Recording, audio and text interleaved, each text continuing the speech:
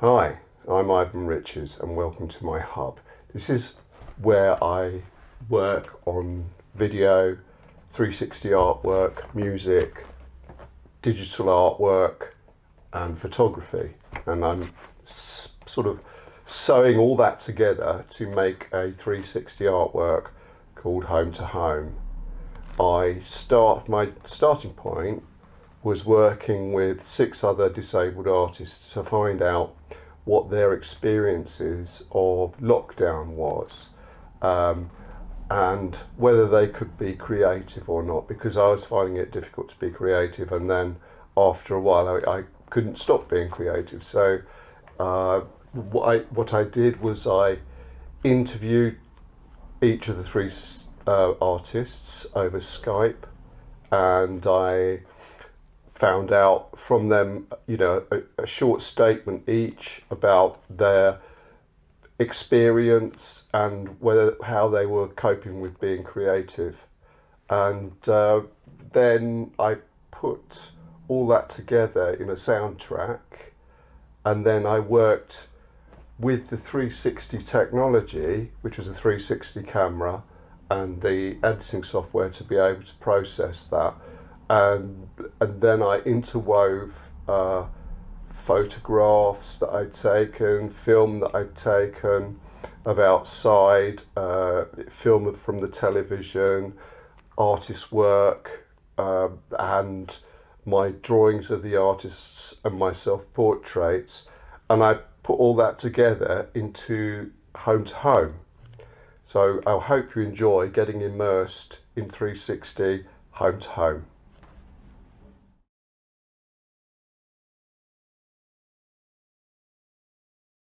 I think I'm finally getting the hang of lockdown, and it's taken a while. We're 6 or 7 weeks in. Compared to the first week and that kind of deluge, that tsunami of, and you won't be doing this and you won't be doing that, and the fading away of all structure of my life, and just left adrift, and not knowing how to cope, and not having any structure, not having any anchors, not having any grounding to not just a week, but to every single day.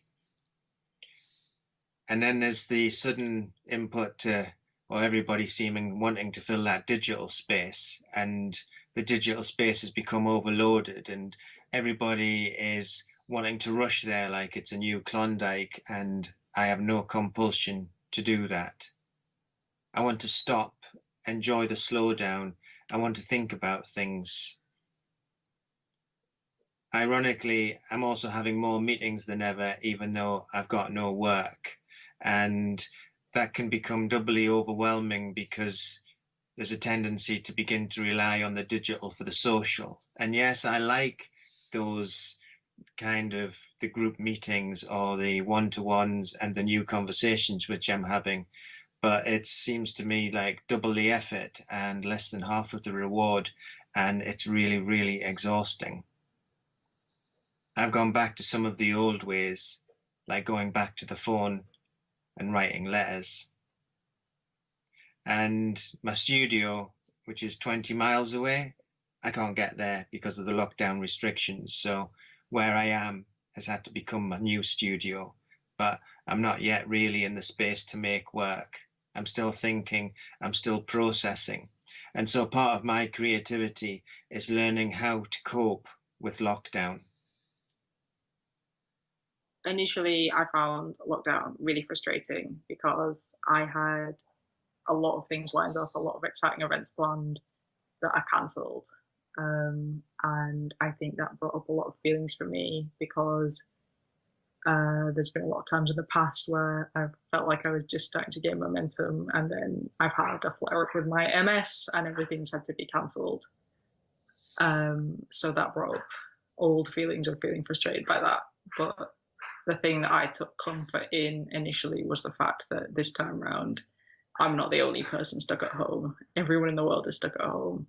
And actually, maybe I have a bit of an advantage in this situation because I know how to work on certainty.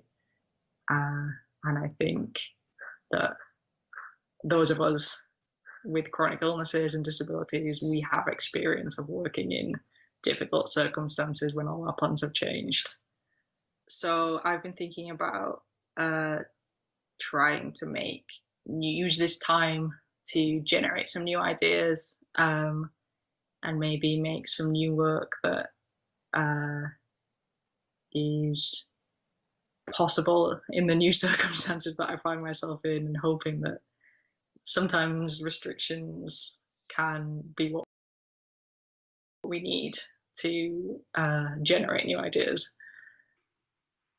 I've spent the last 3.5 years developing a project, fundraising for a project, and that project was going to be the biggest kind of review of my work around my own personal experience of dyslexia and the experience of others that I've come into contact with. And I've been producing all this sculpture, this performance, this photography for this exhibition. And then all of a sudden,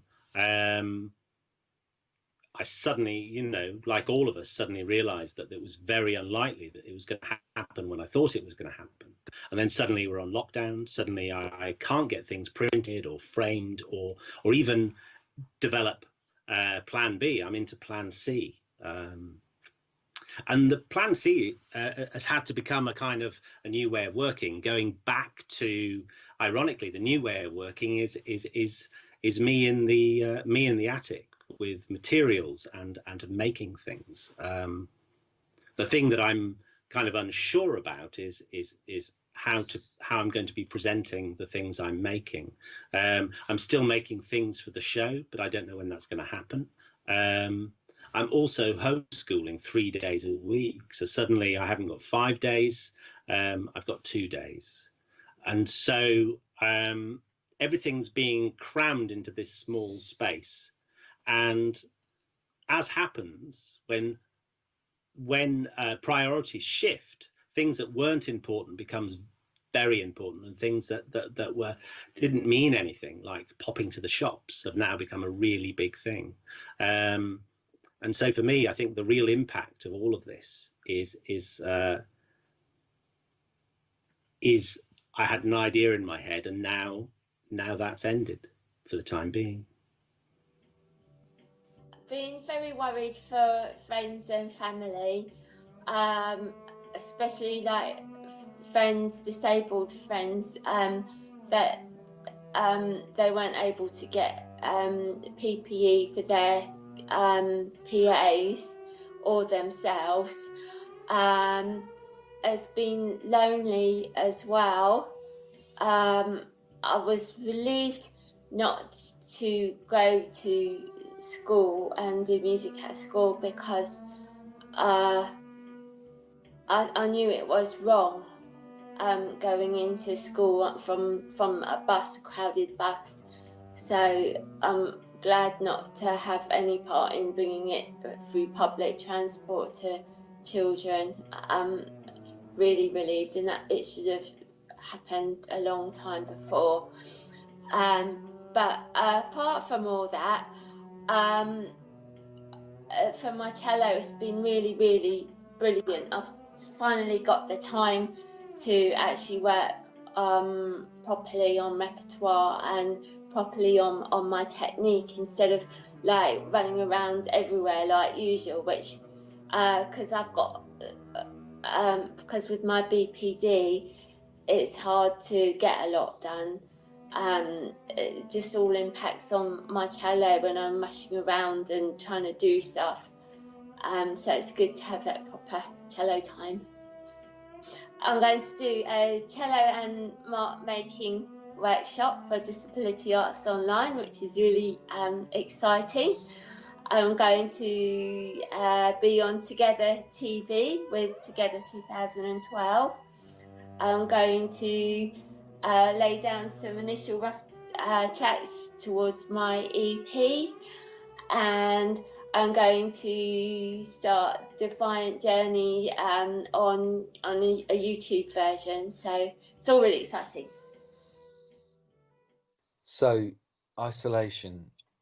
Well, I think I have this in common with a lot of other disabled artists, that we're kind of very used to living in a state of lockdown. I can easily go for a week without stepping outside my front door, and so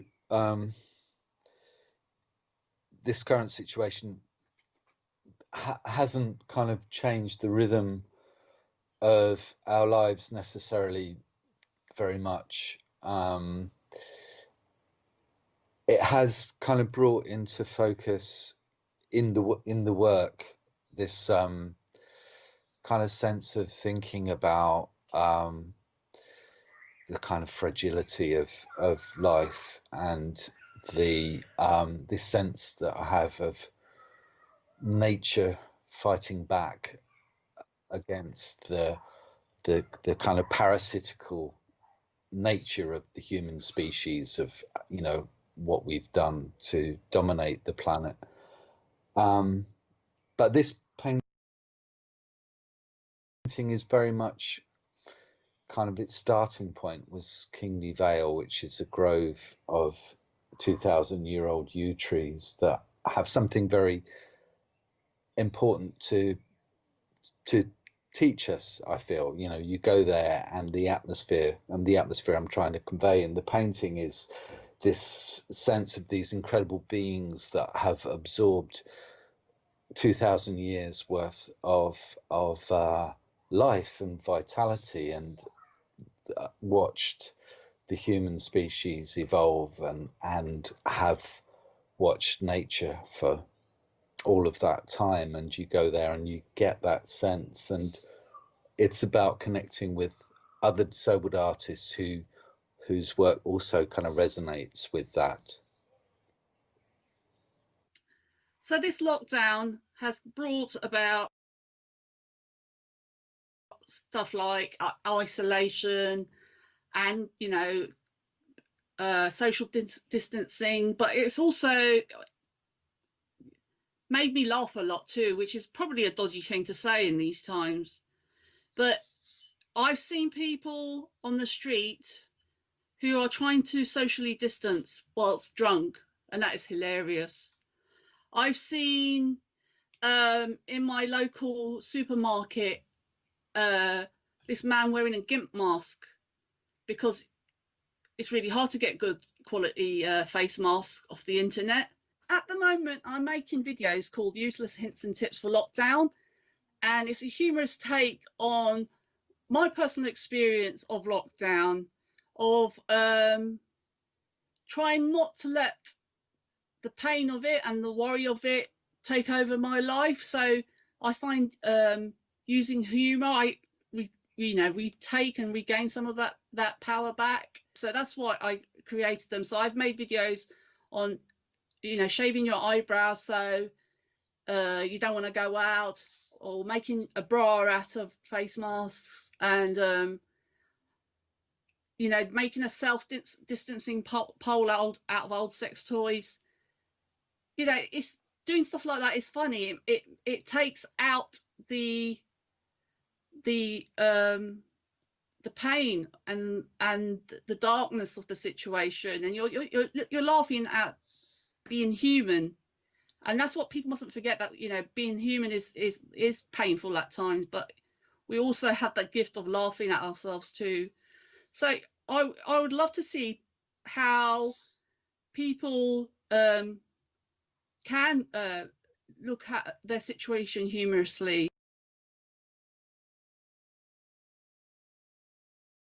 I am the artist who's just made Home2Home, which is a 360 installation, 360 degrees, and it's about my experience of lockdown, and I've shared that and got feedback from you 6 artists about your experience of lockdown, and I put that all together to inspire me to make the final piece of called Home2Home. Thank you. Okay. Hi, I'm Letty McHugh. I am currently one of the associate artists for Disability Art Online. I work with visual images and text. My work generally explores the universality of personal experience. When we spoke, I'd just been sort of recovering from an MS relapse where I hadn't really been doing a lot of work. So I've kind of been doing two things since then. One is I've been sort of developing an old project called Love Letty, which is quite a light-hearted project. A lot of jokes about my cat and sort of just daft stuff. And that's been really important for me, I think, to have something to work on that hasn't been the seriousness of lockdown. That's just a bit of fun.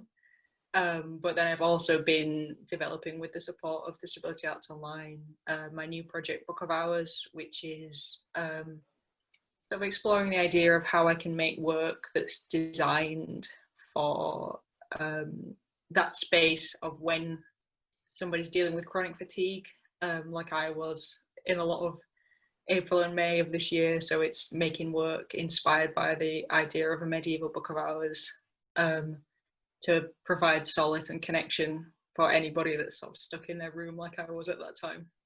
I felt when I watched it that it really encapsulated what the experience of lockdown has been like. So sort of stuck, for me, I was back in my childhood bedroom at my parents' house, and I think that really evocative of like with being stuck in the one room but sort of still connecting through screens to the world. I thought that the artwork summed that up really well.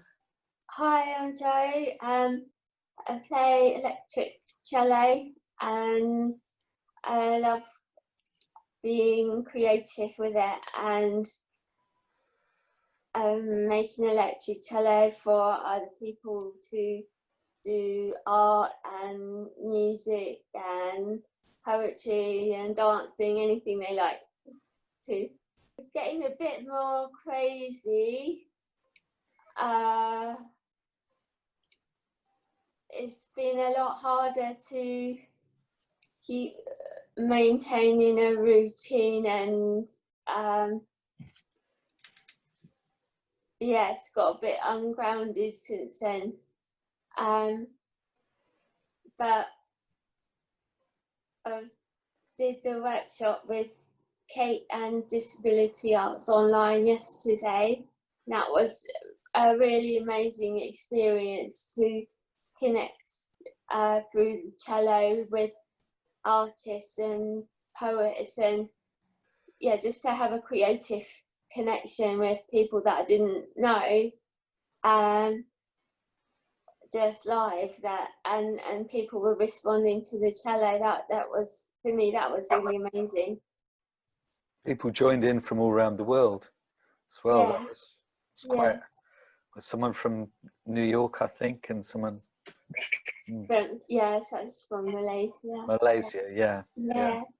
I really love how you kind of get to know the artists behind the artwork and on a kind of deeper level. And I love being in your bedroom, and my cello goes with your carpet, and I loved all the different pictures and the different screens, how you can go round and see the art and people's portraits, and the view from the window. I think that it's really good, and it gives a really honest insight into the lockdown and artists.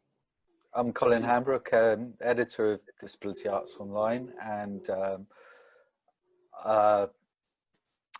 I'm an artist, a visual artist, painter and drawer, and a poet. I like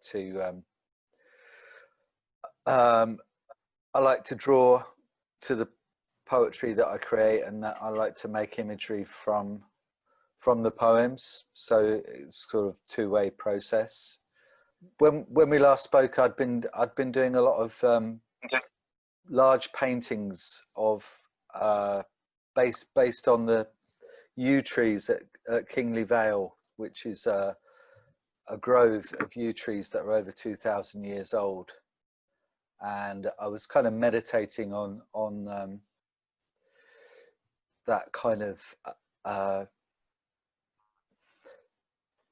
the kind of wonderful silence of that space, and just kind of imagining myself in that space amongst those wonderful beings, and I guess partly is kind of an antidote to kind of sense of mortality that has been so strong with the current crisis. And since then, I've been doing lots of drawing, really. I do illustrations for books from time to time, and I did an illustration for a friend's book on the astrological associations of the runes. So I did a drawing of Odin hanging upside down from the world tree, discovering the runes, which is how the myth goes.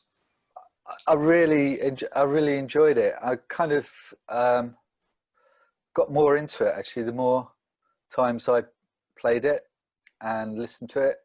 And yeah, like Joe, I loved being in your room, and I kind of got really drawn to watching what was going on outside the window, which is kind of unusual for me because I live on the 4th floor, and I don't see people and cars kind of much going past my window. But I love the sort of incidental bits of artwork that kind of cropped up in the windows and on the screens, and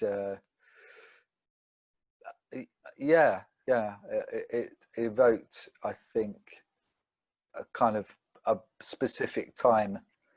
You know, we're still in lockdown to a large extent, but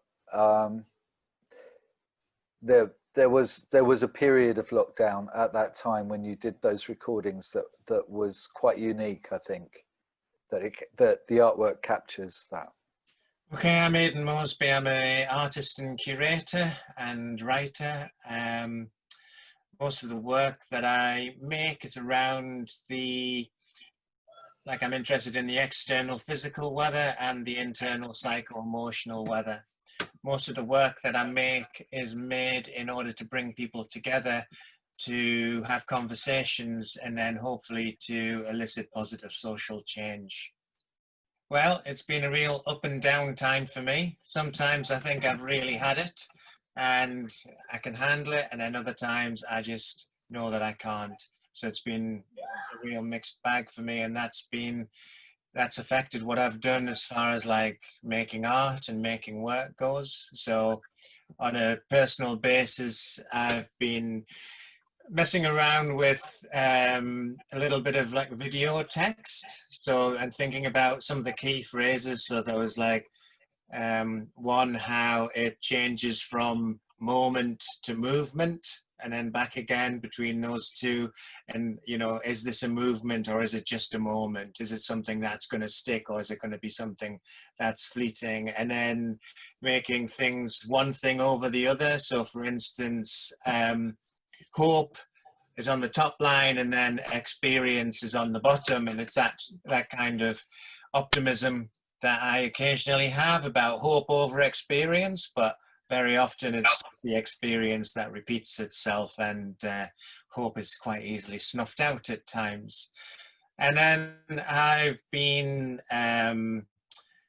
lead artist on a project aimed at devising a digital and physical tool to reduce suicide amongst cohort of men between 45 and 55.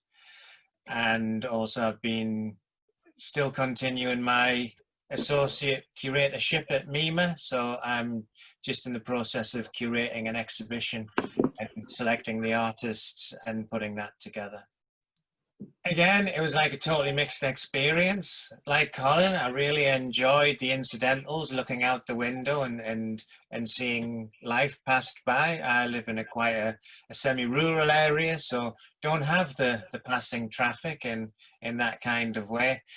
I think there's also like that overbearingness of screens. It's like being quite isolated here, both physically and socially, and having to rely on screens for kind of any, you know, most of the contact during actual physical lockdown, it just got too much at times. And I think that comes across, but then also it's like, that's your window on the world, as it were, you know, that's the connection that you had. So yeah, a little bit overwhelming. I also found that I had completely forgotten to move around the room. It's like I'm so used to just seeing like 2D stuff that and flat video. It's like, oh yeah, actually I can move it. And then there was time where so there was times when I found it quite oppressive, and that it really hooked into the isolation. And then there was the other time where it was, you know, seeing the world through the screens and the window had the opposite effect. So yeah, very much like the time that we're in, and it's kind of polarized from one extreme to the other. So I'm an artist, but I've always kind of described myself as a kind of an odd job man, and I do a lot of different kinds of things. I really jump around, not only in my head but in the world. And I'm director of a thing called Digital Media Labs. I'm a publisher. I'm a writer, an artist. I work with digital media, and I also make large-scale civic works and public works and ephemera. I just love making things and always have. That's what I get up to.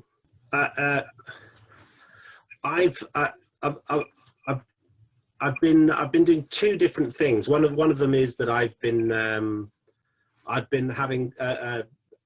just been making a branch of a tree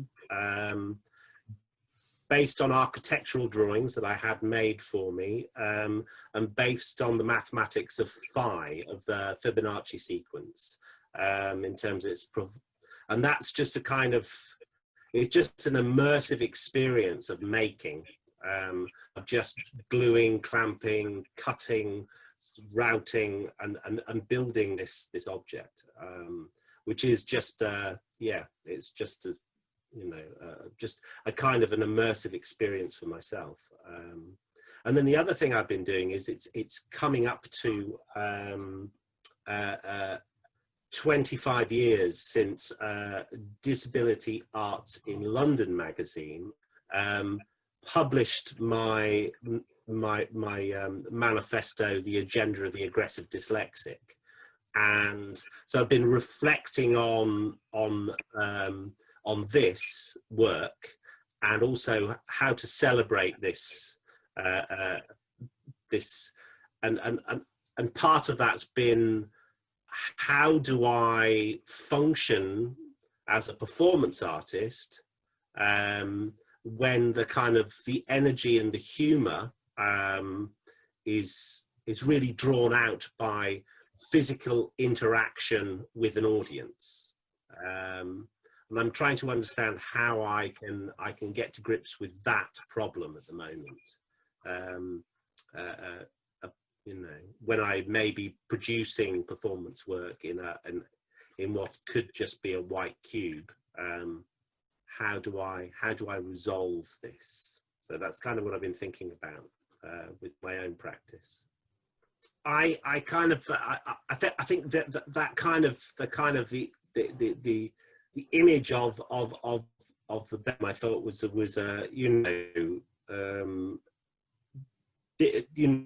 like as other people have said, is quite, you know, it's kind of, yes, it's a kind of slightly it's a slightly kind of oppressive thing. It's a kind of like there are the walls there. The main thing I've kind of been to it a few times, and I just keep on finding myself just kind of listening to what people are saying, you know, and for me, it's the audio that really kind of draws me in, just kind of trying to understand, trying to get my head around what's kind of going on in these different situations. And I think for me, what I like is it helps me reflect on, you know, and try and understand. You know, for me, that's the most kind of impactful thing, really, is listening to the voices. You know, so yeah, and I kind of I really enjoyed that. You know. Thank you. That's the most important bit for me, actually, is the soundtracks. So anyway, it brings me to Dolly now. Thank you. Right, I'm Dolly Sen. I'm a writer, filmmaker, artist, performer, and I basically hope to be a troublemaker. So, yeah, make trouble to make change kind of thing. What I've been up to recently, you all sound so, you know, artistic and intelligent and you know, deep thinkers, and I'm bringing it down to the gutter. So what I've done recently is I created a zine of sex positions for creaky older lesbians, and that went down really well. I've almost sold out the print run I did, so that was good fun. And yeah, I did a lot of my work recently just to have fun rather than actually make work. But I have worked as well. I seem to be doing a lot of writing commissions at the moment. So one of them is to do a subversive take on failure. That's one. And I've been making miniature versions of a DWP benefit assessment centre and a doll-sized version of a food bank. What else have I done? Oh yeah, I've made connection with the Coventry City of Culture people, because next year Coventry is City of Culture, and hopefully I'll be in talks with them to cause mayhem and mischief in Coventry next year. So those are the kind of things I have done. And what I thought of the artwork, I really enjoyed it. It's the first kind of experience of that kind of artwork for me. So I enjoyed the novelty and newness of it. And yeah, I felt, as you know, other people have said, actually I felt it was quite a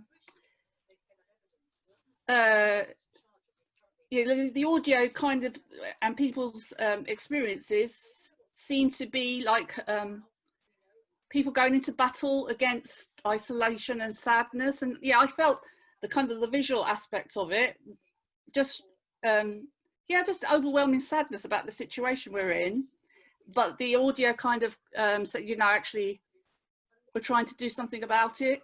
So I like that.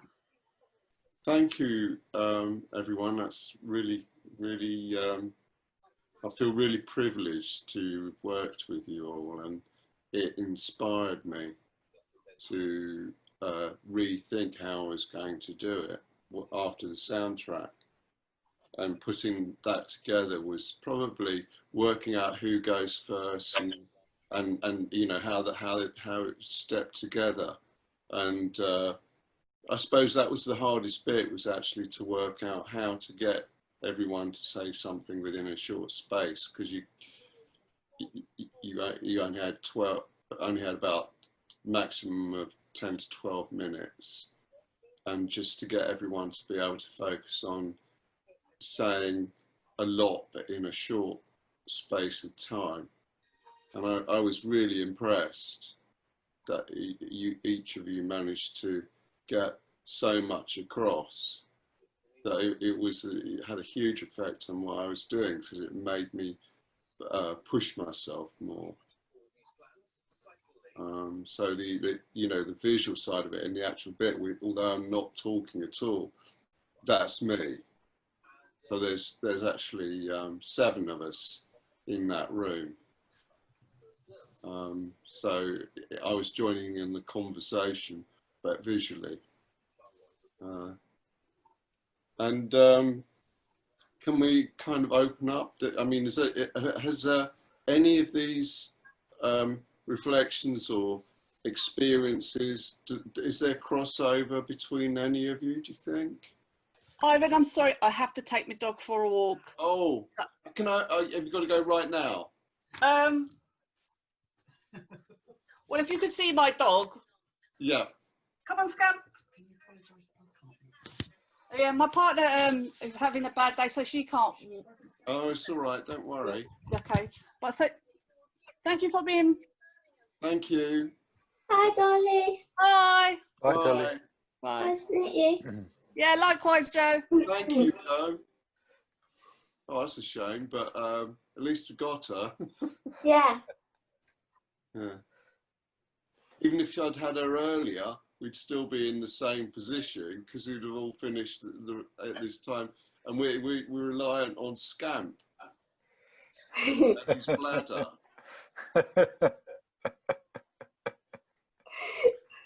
Never mess with the dog and his bladder. No. He was kind of holding the meeting for us for a while. He was probably doing his best, poor love, to just kind of hold on to it till that point where you just can't hold on anymore. He was doing a wee-wee dance. Well, I think one of the things that resonated most from Home to Home was the concern of the artists for disability communities generally at this time of crisis when a lot of disabled people especially are in a very life and death situation, and that sense of empathy came across through the artwork, and that really struck a chord. Yeah, I mean, I've lost two people. My cousin's husband recently, and Joe and I have lost Lynn Levitt. So that, it's been a harsh time and made me feel very angry at the situation. So I've been trying to be positive about that. Yeah, I think I agree with what Colin was saying about that sort of general sense of worry as a community. And I actually feel like, for me, that's increased in the last few weeks than how it was at the time when we spoke. Because I think when we spoke earlier in lockdown, there was a bit of a feeling that everybody was in the same boat. And I think that's not true anymore. And as we see people starting to go back out into the world, and there's people, like I take immunosuppressants, I'm sure a lot of people are in a similar situation where it's still, still more dangerous for us. I think that sense of community that came across is going to be, more important now than it ever really. I think just picking up on what Letty has said, I think things, we didn't realize at the time, but full lockdown was easier than what it is now. I feel on a personal level, it's like the rules were clearer and we knew where we were, and then there's not that same degree of people having your best interest at heart, and you see the rest of the country and it seems to be like back to normal, and actually it's far from normal, I think. And yeah, there's that element, but also it's like one of the things that I've been thinking about is how the notion of home has changed. And home used to mean certain things, and now it's like, for some people it's become a place of education, for some people it's become a place of work and education and childcare on a full-time basis, and extended family if we've been bubbling up. And so it's like it's also taken on like a care or a medical situation, and it's like home doesn't necessarily mean the things that it has always meant for some people, and that it's like, and that's changed an awful lot. and that's not just like a physical thing. That's very much like on an emotional level about how, and it's how do you get that space back? How do you get that sense of safety and security back? How do you get some kind of, how do you amend those transgressions which have occurred? I think my experience is very much seeing a lot of people having to reassess everything, having to think about things in different ways. There's also seems to be a dramatic, it's a dramatically different experience from one person to another as well. I think that's, I kind of, I'm quite a, I'm very conscious of space and distance and where people are, and I always have been. I got quite annoyed about the whole kind of, people seem to have no sense of space or distance. I actually made myself a giant wooden ruler that's 2 meters long, which actually has all of the distances for the different countries marked on it, and I'm just seeing, a lot of friends of mine seem to be having babies at the moment, and they're kind of incredibly separated in the world. It's kind of like there's kind of it feels like a lot of things are on hold. Everybody just wants to go and see them and congratulate them, and I in the same way that with my with my mother, I'm kind of in this kind of I reflect on myself, but I'm thinking about everybody else and their position and how they're protecting themselves, and also I realize I'm very lucky that I don't have a job where I have to, I'm freelance. I can work from very controlled environments, and I just think about all of the people that are being forced back into those spaces. And so I don't know. These I've not formulated a theory. It's just like I'm just thinking about all of these different things at the same time, and I as I said in the artwork, I think it's small things become incredibly important. Things that didn't mean anything at all suddenly have a completely new meaning. You know what I mean? No one thinks too much about, I get on the bus and someone sits next to me. Last year, I get on the bus now. That's that's a kind of tantamount to assault. It's kind of there's a real there's a things are being there's cultural shifts happening. We don't know where they're going to settle, and we also know that it will always be driven by the mainstream as well, and the mainstream wants to go to the pub. Yeah, I've got one two doors down, and the throng in there on opening day was deafening. And I was really glad I haven't been going there. But I think to a large degree, disabled people have been written out of the recent times in the same, when you look at the stats and you see how many or the percentage of disabled people who've died compared to the, it's something like 22,500 was the last figures I saw within the 46.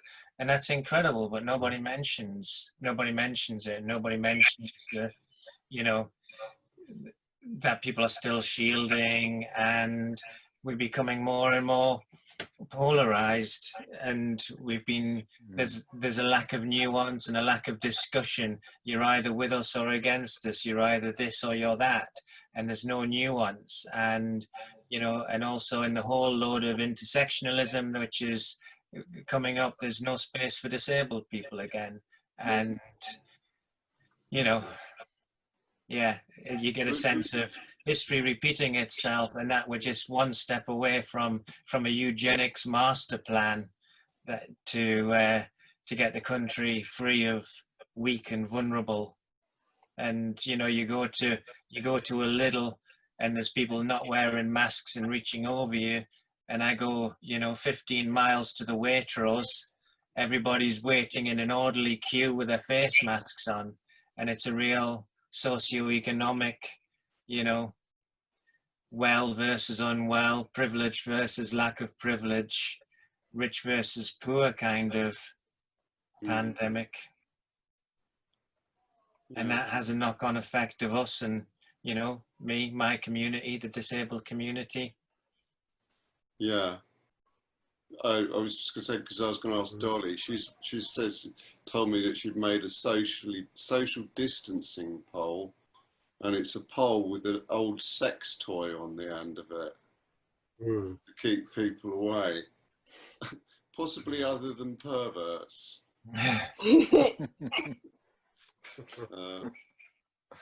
Yeah, well, my 2 meter rule that I made, I think you could, you know, it's of a hefty piece of wood. It would, you know, if you were capable of wielding it, you could definitely keep people at distance. So yeah, I just yeah. Have we all lost someone at this time? I have, yeah. I've lost one of my oldest friends, not to COVID. She died of cancer that she'd been struggling with, but it was a big blow. Yeah. But the lack of being able to mourn, I've found really hard. Really hard. Not being able to go to her funeral was really tough. Yeah. I just to echo one of the things Aidan said about the meaning of home changing.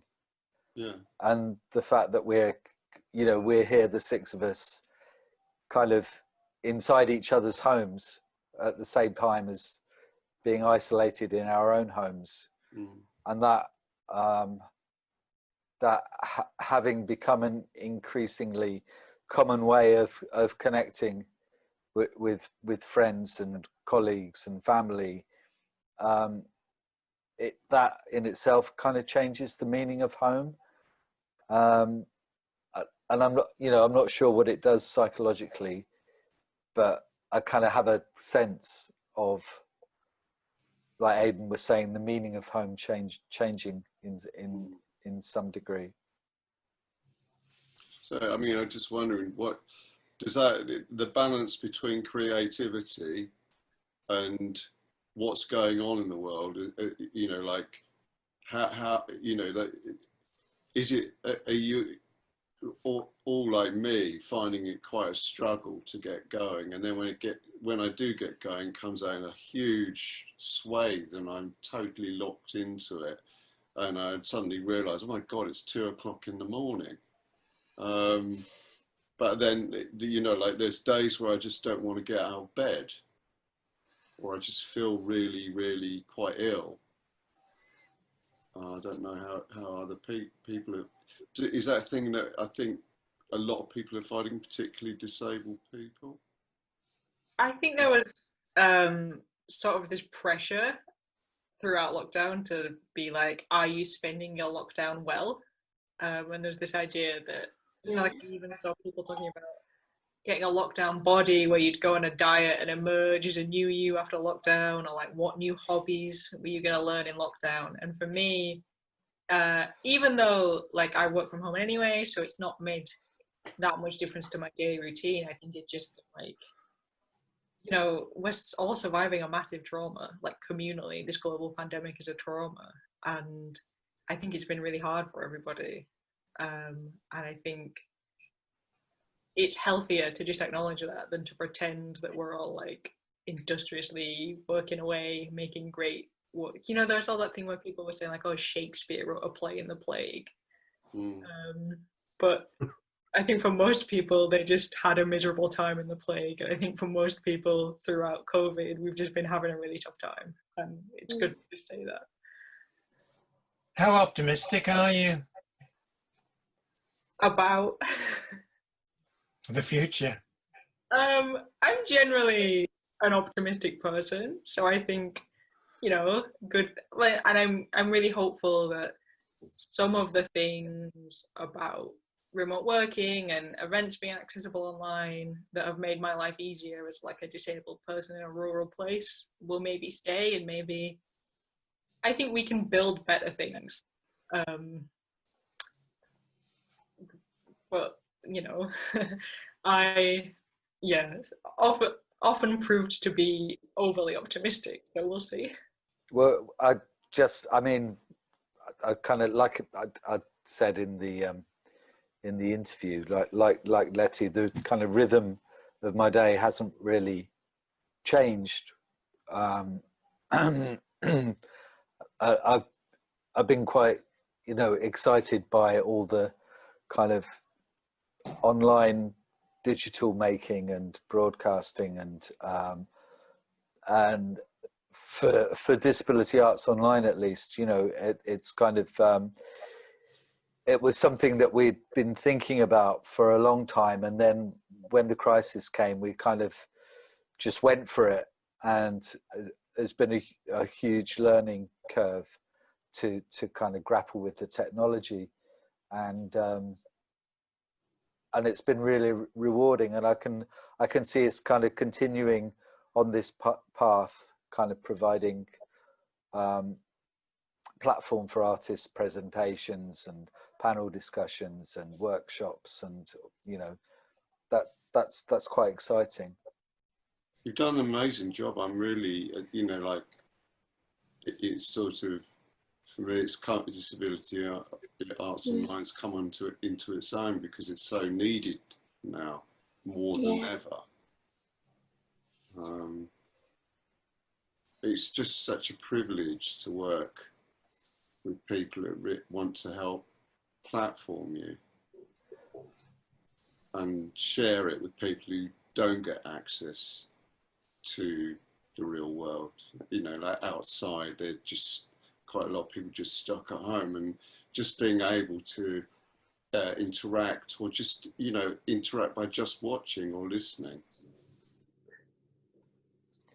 It's shared experience, isn't it? It's kind of echoing a shared experience. Yeah. I have put out a bit of work out there during this time, and I'm really pleased about it, because it makes me think, yeah, I didn't like waste the time, and I achieved something. So I'm really, really happy about that. I wouldn't want people to think, oh, like to see my work and then think, oh, they didn't get as much done or whatever, and then feel bad about it. Because I think that I was extremely lucky in that I had a lot of support that was already set up before the lockdown, and like I had my therapist, and that was ongoing throughout, and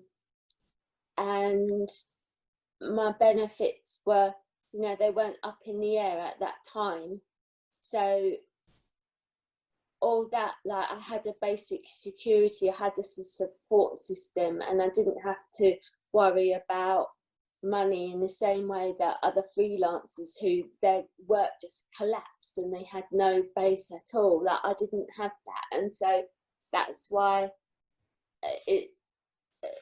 it's been quite productive, and I had a lot of access support anyway coming in from different projects, so that's always helpful to actually get stuff done. So yeah, I think it's just important for me to say, yeah, I had support. So don't think anyone that maybe thinks, oh, they should have done this, that, or the other.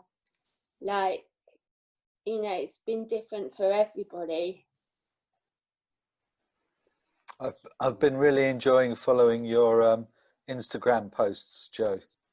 Oh, thank you. Yeah, Hearing those little snippets of Dragoncello coming out of my phone, it's been fun.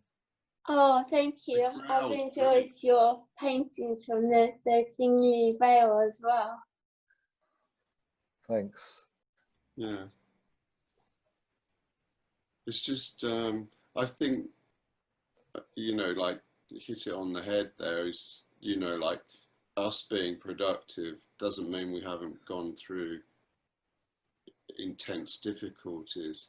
And I don't want people to feel like, although, you know, like, that they should be at the same level. I think being reflective, going through a hard time, and not producing artwork is just as valid. Yeah. And just kind of constituting who you are and working that out is just as valid as an artist, because it could be that what comes out later.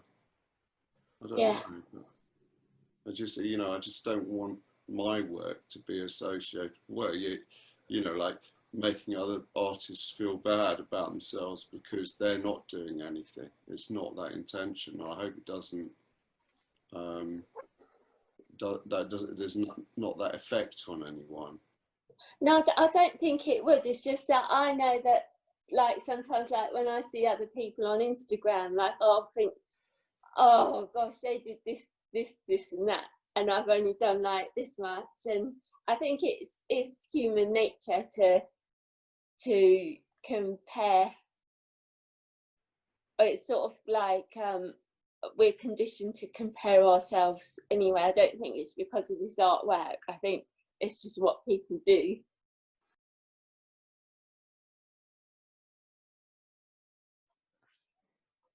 Hi, Ivan Riches, sonic visual artist. It's great to be a part of Home2Home. I wondered what was your driving motivation behind making a 360-degree artwork? Boredom. Fair enough. Bored with lockdown, fed up with the situation in terms of you know, not being able to get to London, which I like to go to at least once a week to go and see art and stuff like that. And so I just felt I need to get creative, because I'd lost you know, I was meant to be preparing for something going on at the South London Arts Gallery for next year, but it takes some preparation. So everyone, you know, people I was dealing with were put on furlough, so, you know, that put a stop to that. So I thought I'd do a project from home. Okay. And why 360? Because the last project I did, which was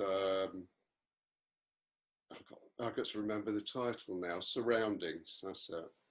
Was my first 360 venture, and that was 4 windows. But I thought I'd like to do a 360 where it was done with a proper 360 camera, and it would incorporate me in it,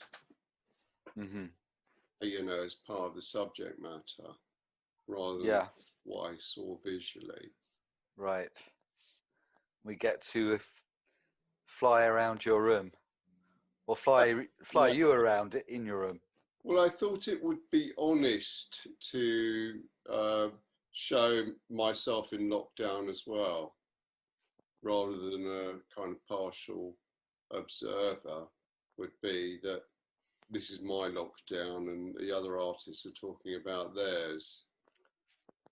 Yes, yeah.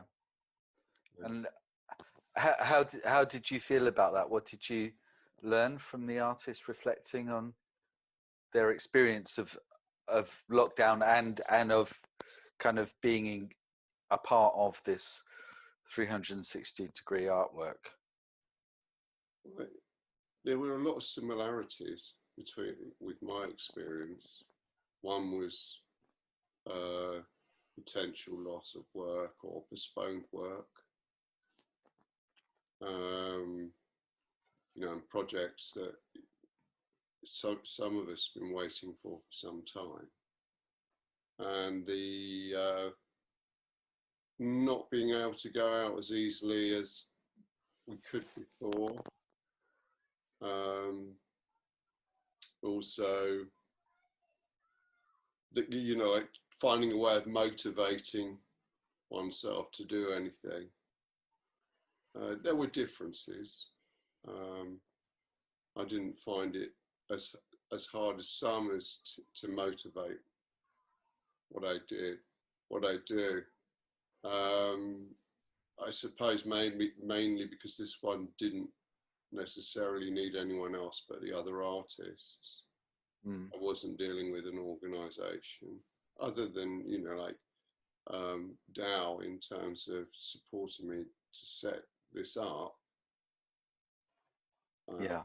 You know, and give advice and stuff like that.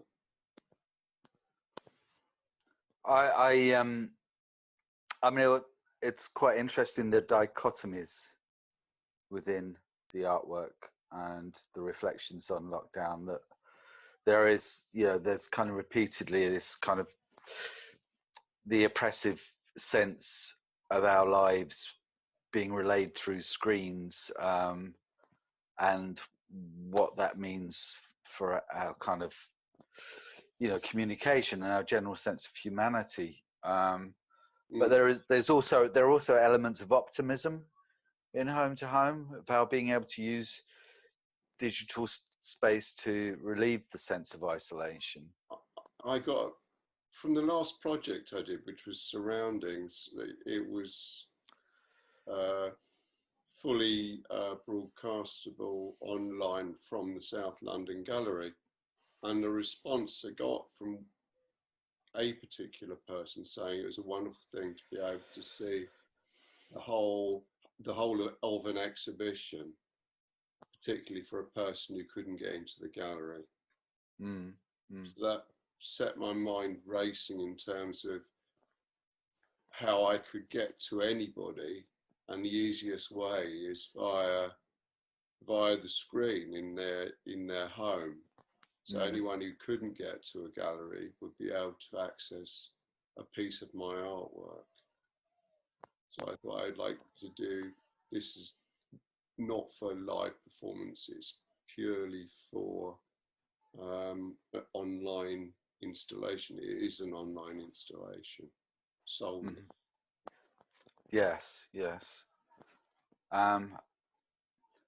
there's something about it for me, having kind of watched the artwork and the artist responding to the artwork, and that discussion, this wanting to kind of put it into a time capsule to relate to the future, a sense of what lockdown was really like, and that kind of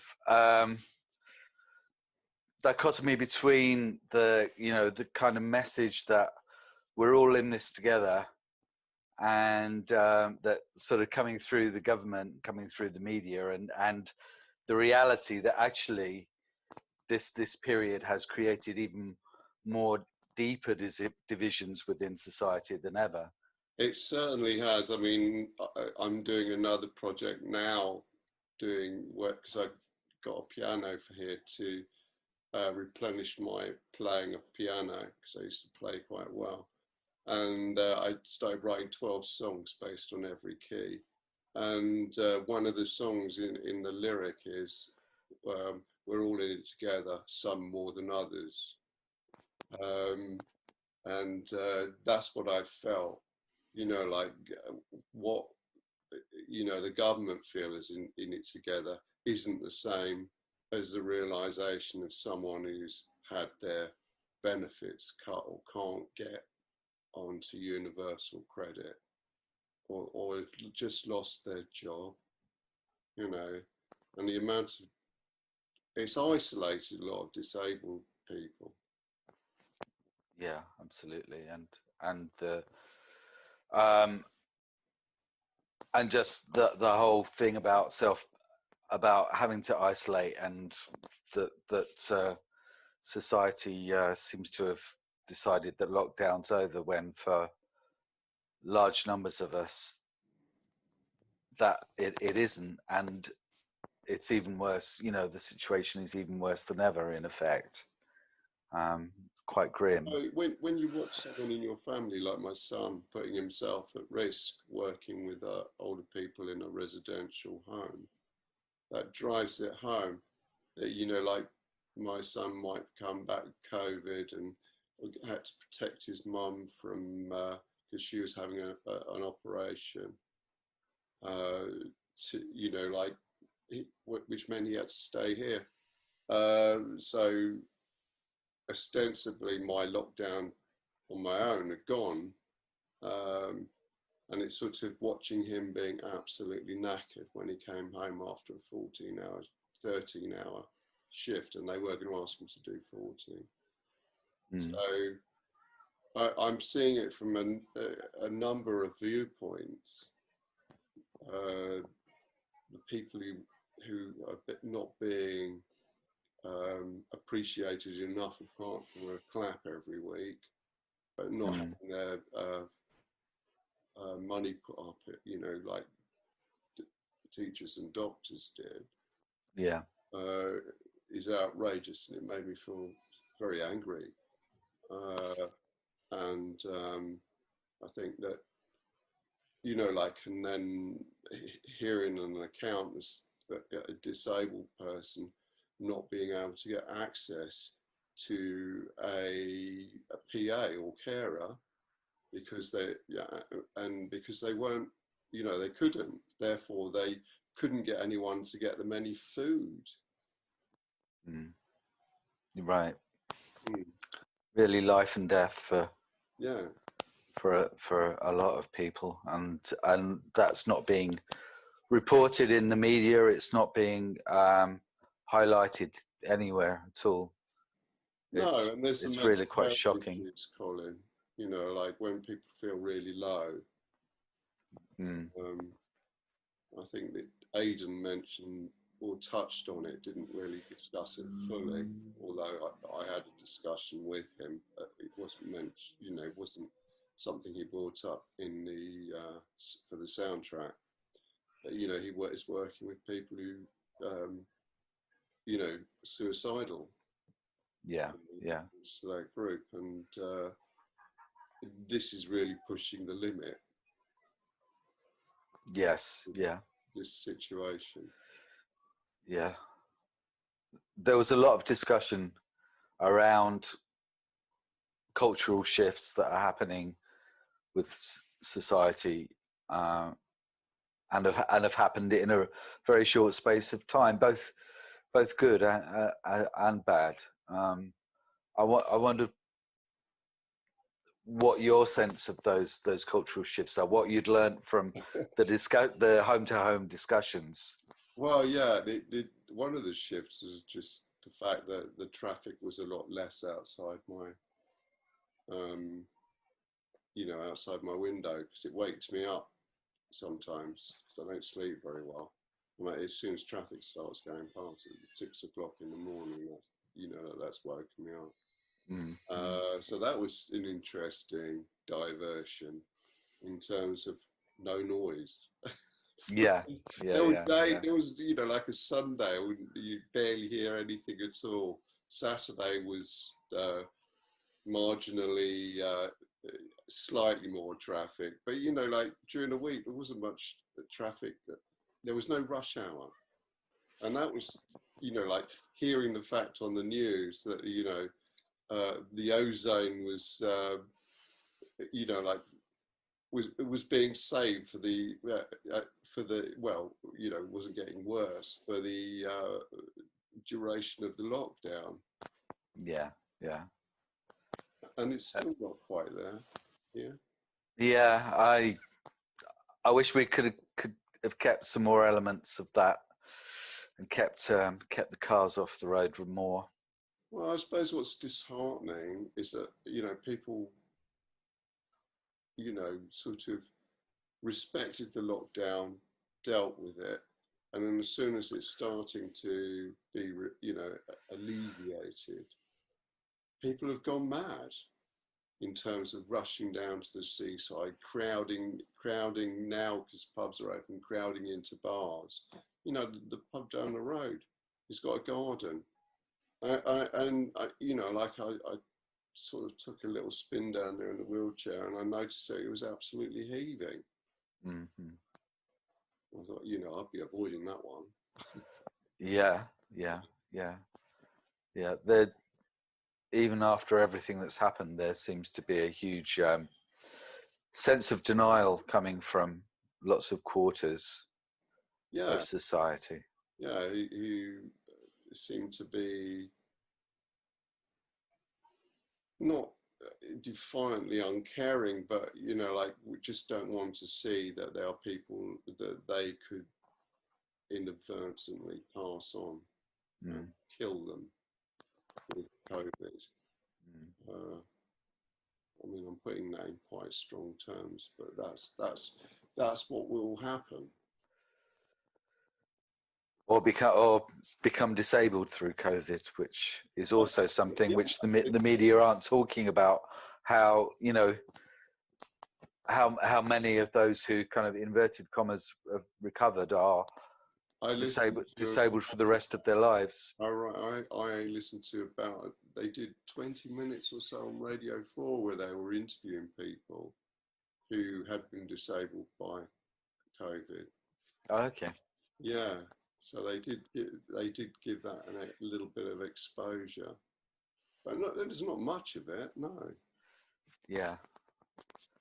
I mean, it's just, the messaging has just been so mixed, so badly managed, and so trite, really, right through the whole thing. Well, I'd say it was very badly organised, the whole thing. And I think when they say, well, you know, according to the science, the government made all these decisions, but they obviously sometimes chose the wrong scientists. And then they've chosen a particular advisor who almost has encouraged people to do what they like. Yeah. Because the rules don't apply.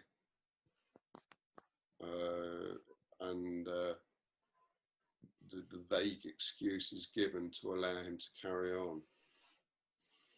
So, you know, like all this stuff, you know, like not a lot, you know, a lot of this is fleetingly mentioned, and, you know, it is within the artwork, but it's not explicitly there.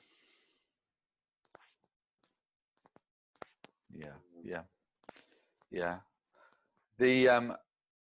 I found the discussion very interesting, very engaging, especially I think the last 20 minutes of it. And Joanne Cox, she kind of reflects on how we're conditioned to compare ourselves to each other, and how that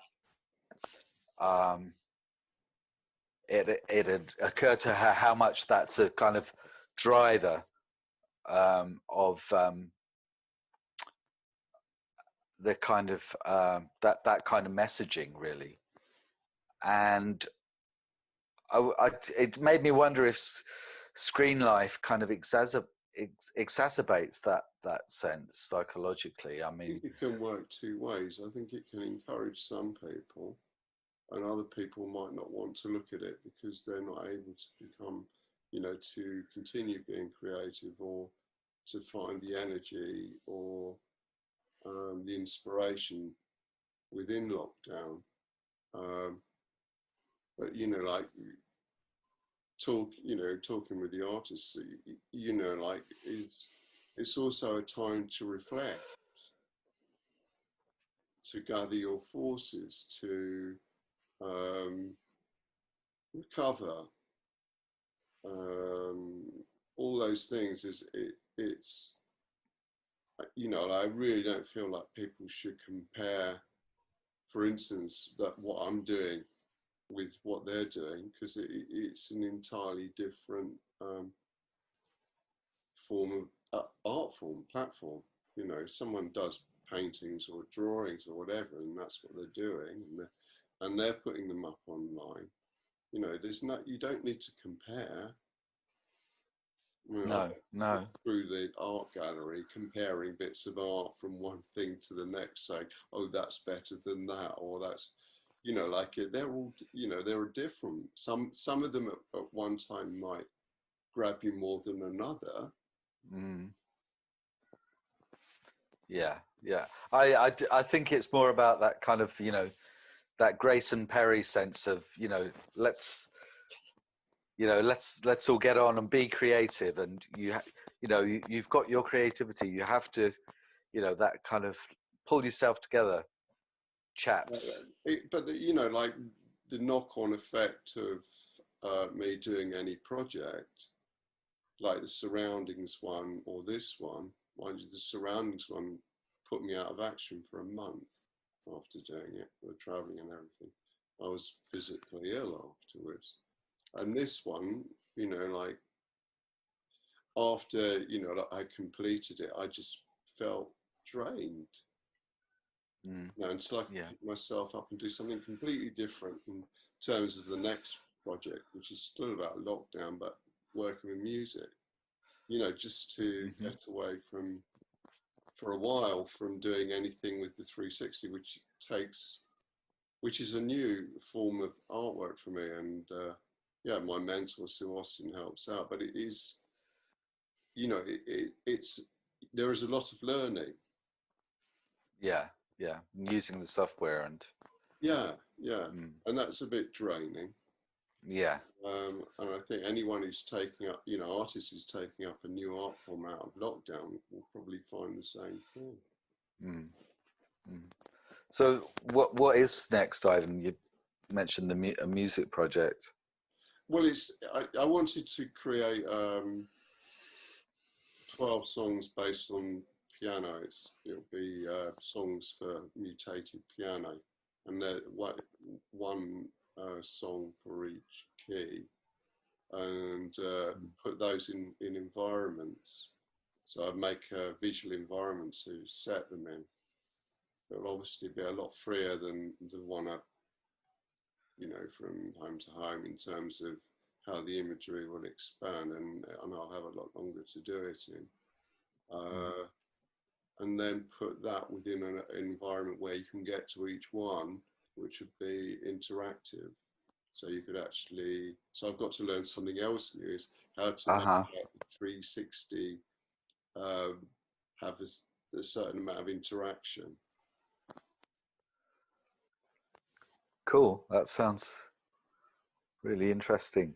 And yeah, I mean, I've started writing the songs, and I started recording them, and you know, like, but it's going to take a while doing the imagery. Yeah, that's going to take a while. I look forward to seeing that develop, Ivan. Is there anything else you want to know about this particular one, this particular project, Home to Home? Just I mean, I just kind of feel its importance as a kind of a statement about this particular time, and it'll be interesting to see how to bring the artists back together again. I wondered if that's something you might do, so in a year's time or whatever. I wanted to leave it open for people that might be interested in terms of the subject matter, or finding out what my motivation was. Also, anyone interested in working with 360, get in contact with me, and like, I can help out in some way. And like, just keep in touch. Tell me how your project's going, because you know, like at the moment, I think, as far as I know, it's Sue Austin and I, as disabled artists, that are using it. So it'd be interesting to find out if there's anyone else using it, and or anyone else interested in using it. Indeed. I mean, it's a good vehicle for the internet. Absolutely. Yeah. It's fascinating. Thank you. I think we'd probably best leave it there, Ivan. Yeah, of course. Yeah. Yeah. Lovely talking to you. All right. Bye, Colin. Cheers. Bye. All right.